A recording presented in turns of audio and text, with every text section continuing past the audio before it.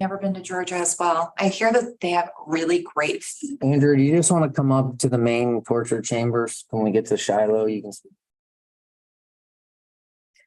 Good morning, Richland County. It's 10:00 a.m. Thursday, October 5th. The Richland County Board of Commissioners is now in session.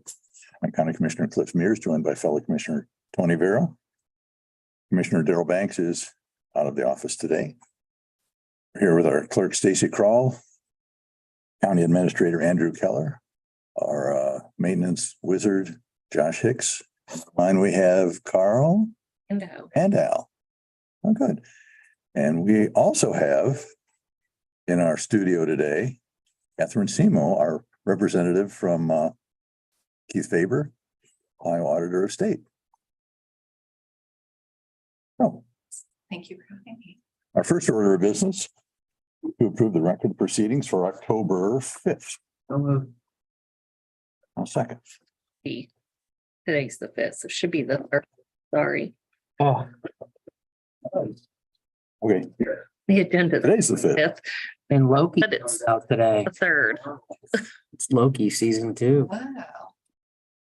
Mayor's, Yes. Commissioner Vero, Yes. Do I have a motion to approve requisitions? Motion. Second. Commissioner Mears, Yes. Commissioner Vero, Yes. Could I have a motion to approve the weekly transfers and appropriations? So move. Mears, Commissioner Vero, Yes. We have a request from Richland County Child Support to hire a new case manager at $16.50 an hour effective October 12th of the 180-day probation. Can I have a motion for that? So moved. Second? Commissioner Mears, Yes. Commissioner Vero, Yes. And we have before us a request to update the advertising and submission dates for the Shiloh Water Project. You want to recap of what that's all about and why we're looking for basically a delay in that? Sure, if you recall, recently the board approved advertising an opening date for that project. In further conversations with the village, the consultant for the village, CT Consultants, had some additional delays in preparing the final specifications, which has pushed the projected and proposed date for advertising to October 9th as the first date, and then October 16th would be the second publication. With a proposed bid opening of November 9th for this project, the Shiloh Water Main project. So we just need the commissioners to approve that updated schedule, advertisement and bid opening. So moved. Second? Commissioner Mears, Yes. Commissioner Vero, Yes. Hey, is there any other business to come before the Board of Commissioners right now? Okay, hearing none, I'll turn it over to Carl with any questions you might have. Yeah, thank you. Andrew, the bid opening on November 9th for Shiloh, where will that bid opening take place? That will be here at the office of the Board of Commissioners. In the boardroom. Okay, and CT Consultants I know that the administrator in Shiloh said he had additional questions and thought it was going to be delayed. Is it his requests that push CT Consultants into taking some additional time to get the documents ready? Yes, Carl, although the delays really aren't attributable to Mr. Verberg. I believe he had some corrections that needed to be made. And that took CT some additional time. So, but it was his concerns with some of the documents that did require more time for CT to correct and get into proper order. Okay. That's what I had. Thank you. Okay, thanks, Carl. Al, do you have any questions for us? No, just a comment. I noted that Tony pointed out it's Loki season 2. And that explains a lot of things about Tony, that his God is the God of mischief. No, I actually like Thor better, Al. Thor's the best Avenger. And if we were crossing universes, Thor would defeat Superman in a fight, by the way. So that's an age-old debate. So Okay, we're DC Marvel universes, but again, Thor would defeat Superman. well, Thor does have a hammer. Superman It's doesn't. not a hammer, Al, it's a Mjolnir. Let's call it appropriately for the minutes. Suddenly I feel way out of touch. It's insulting to the Mjolnir. Okay, That's all I had. Thank you. okay. Catherine, one more chance to say anything. If you have any words of wisdom from our well-respected auditor, State Keith, you guys do a tremendous job and we love to see you up here. And it's nice to see representatives from time to time from your office to stop by and show off our lovely county. Yes, no. We're proud to do. Thank you for having me, just stopping in to, like I said, listen and say hello and everything, so. She's definitely an upgrade from Altman. So, I mean, you know, Anyone was not. I know. I mean, that's not a compliment to you, by the way. No, Always great to see you. thank you. Thanks for coming. Yes, of course. Having no other business at this time, we'll go into recess at 10:06 and reconvene at 10:30 for the bid opening for the Clerk of Courts relocation project.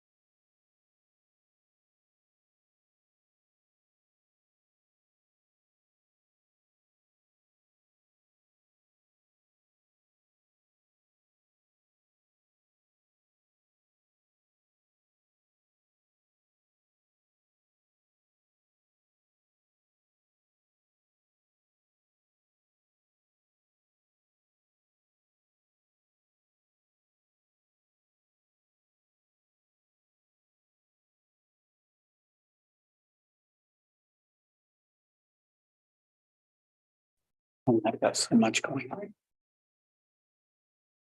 It is now 10:30 a.m. The Richland County Board of Commissioners is back in session. We're here for the bid opening of the Clerk of Courts relocation project. And for the record, could we go around the room because we have some new fellas in the room? Could you go around and introduce yourselves, please? Give us your name and what organization you're representing. Bob Fulbright, I'm a 2K general contracting. Andy with Studer Obringer. Greg Dennis with Adena Corporation. Craig Christie with Karpinski Engineering, part of the design team. Brad Maurer from Mad Studio Architects. Thank you, gentlemen. Ellie? Michelle.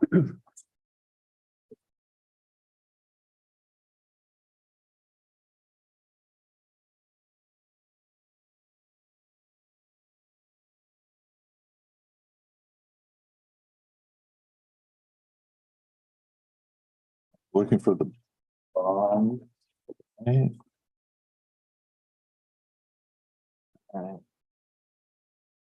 No, Randy, he didn't tab this for me. Yeah, I can do that. I do see a bond. I have a Dina. Okay. I have 2 copies of the bid form. There is a bond and I show. I'm reading this correctly.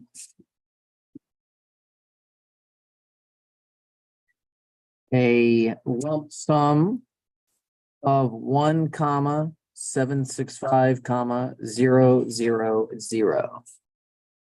That sound right? This does. Tell Randy or Randa, we need tabs next time. Will do. Thank you. And I have Studer. Have 2 copies of the bid form, 2 copies of the contractor's qualification statement, and 2 copies of the bond. And the lump sum that's been presented is $1,560,000. That's 1,560,000. And we have is 2K General Company in Delaware.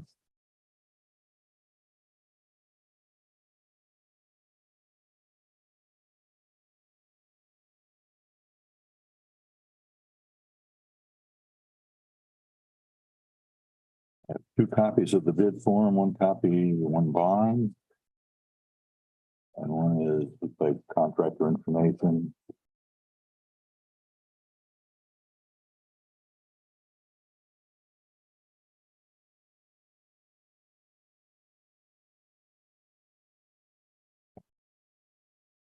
Bond, make sure it's notarized correctly, okay?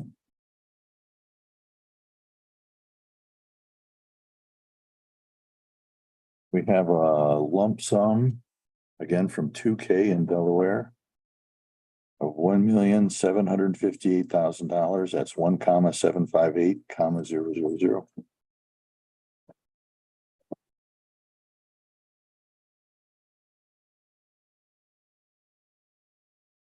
Those are the numbers, and we'll make our final decision based on those, gentlemen.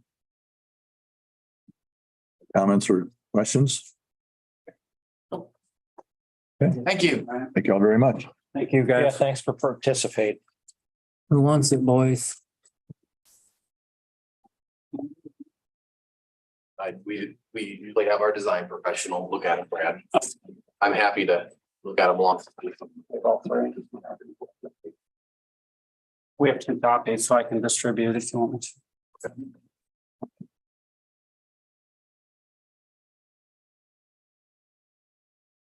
Meeting now? Is there anybody online? Carl and Al are on.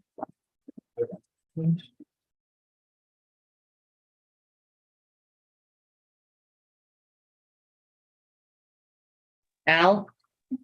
Yeah, first of all, why are you labeling it as a lump sum bid? Are there other parts, like a part A or a part B or something like that, or?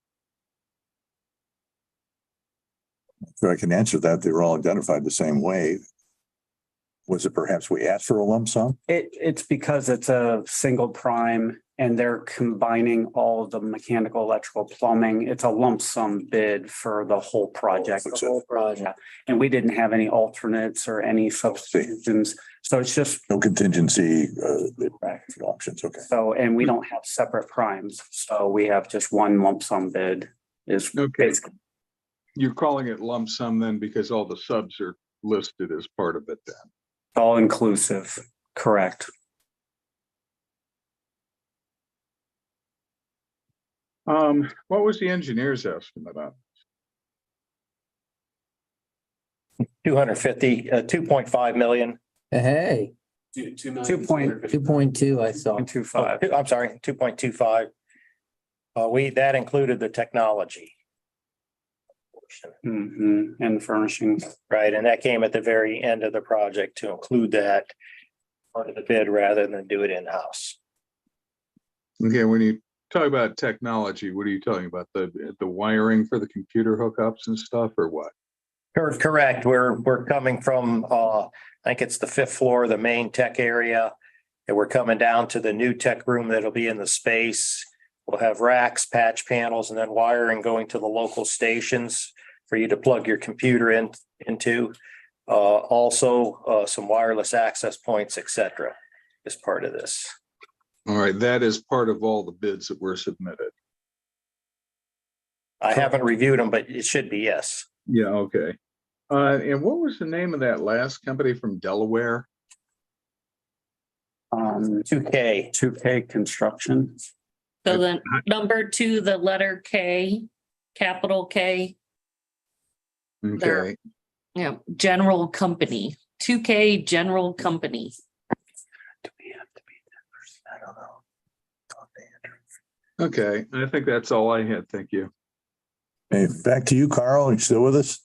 Yeah, Okay. Brad, are you surprised? I mean, if the estimate was 2.25 these days, when the county engineer comes in, the bids are almost always higher than his estimate. So are you surprised, given the nature of the business these days, that all 3 of these came in lower?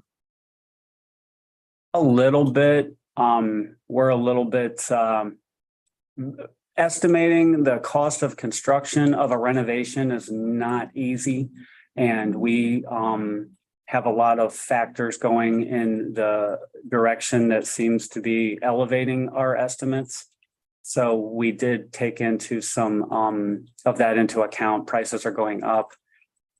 Labor costs are going up. And so we reacted accordingly. I'm a little surprised. We were also putting a lot of thought into the flooring and the repairing of the flooring. And we had a little bit of padding built into that, anticipating that was not going to be an easy thing to get all those cracks and trenches infilled. Like Craig said, some technology was added, some furnishings were put in. So we thought we had a good number with all the volatility of some things that are happening right now. And I'm a little surprised that it's that low, but at the same time, Jinx it here, Mauer. Good grief. I mean, I'm happy, but at the same time, it's Significantly lower too. It is, and usually we try to be within 10 or 15. I just penciled because I had the 2.2 estimate in my ARPA spreadsheet and I just bumped it down to 2 mil. I'm still gonna keep it, in case there's any overages, but I Exactly. bumped it down to 2 mil. Got some contingency now. Yeah, I wonder too, if maybe people are looking for inside work, which is a perfect project for that. The winter's coming on, they're finishing up some outdoor stuff and sometimes you get a good price. I mean, It is. It's a good winter it's a tough project. one. I mean, existing space like we had and we had some, you'd have to look at the drawings to fully understand some of the struggles we had, getting feeders into the space from other areas, electrically speaking. We've got the plan to how to get materials into the building. Access points weren't a straight shot. So I'm happy with it. From what you guys know, I know when I do work, I always get surprises. Given the building's 50-some years old, some surprises you could come across that may impact the cost, or you're pretty comfortable It's pretty much gutted, so we see a lot that's there. So we think we've got a lot of the unforeseen, but Well, we'll wait and see. mechanically and plumbing could be the biggest Well, unforeseen. mechanical sets in that space, so it's kind of like a standalone, but there's gonna be some things we're gonna run across. Josh and I ran across the feeder to the corridor for the secure corridor at the last minute. That comes from, half of it comes from the space we're renovating. And the other part of the feeder comes from inside the jail area. But we tried to the best that we could. We actually routed the fiber and the data grounding from the third floor down. We actually show the routing path. We walked that path to see if it could be done. We took the power feed. There's also a power feed from a panel that is backed up by generator up in that space. We routed that down and we show it. We don't leave it to the imagination, and the general power and fire alarm coming from the basement area. So we tried the best we could to capture all those pieces to eliminate what you're talking about, but there's going to be unforeseen conditions. It's an existing structure. Okay, thank you. Okay. Well, if I could, Cliff, just a couple more. Sure, absolutely. Yeah, the gentleman with Brad, if you could spell your name, the sound kind of garbled at the beginning of the meeting when everybody was introducing themselves. Okay, my first name is Craig, Craig. Last name Christie, Christie. Well, Craig may be in engineering. He's certainly not as smart as his wife, who is the fifth for Mansfield City Schools. So we drew the wrong Christie this morning. Thank you, Tony. Hey, Craig, what's your title here at the meeting today? Well, how did you participate and help with this? I'm the electrical engineer that did that portion of the work. I live locally here. So my connection goes deeper than just being similar to Brad. We're both local to the community. My company is out of Columbus, Ohio and Cleveland, but my participation is tied a little tighter because of that, I guess. Okay. And Brad, how long do you think it'll take you to go over the bid documents and come back to commissioners with a recommendation? We'll get right on it. We'll evaluate their bids, and I'll have to set up a meeting with Andrew. I happen to be going out of town. I can do it remotely if needed. We could get on it next week. Catch that, Carl. He's bigger politicians than we are. He knows the game. He answered a question without answering the question. I'm running in about 2 years. No. But you can tell he's not an attorney because he didn't begin his answer. Well, with respect to your question. No, I want to keep involved and keep it moving, even though I'm going out of town. I'll have a work away from, I'll be working remotely. But we'll get right on it. I mean, normally we review it within a week or two. We check all the I's and T's and maybe check some references and have some internal discussions and make a recommendation. I'd say within a week or two at most. Do we have to have a walkthrough, a page turn with the parent a little bit or our suggestion ahead of? I'll have to check. Well, we give them an opportunity to make sure that they didn't make any errors. I'll check with Andrew how many days they have to pull. I think they have 3 or 7 days 3 days maybe to check their own math. We check their math. But we'll get right on it. I want to stay active and keep it moving forward.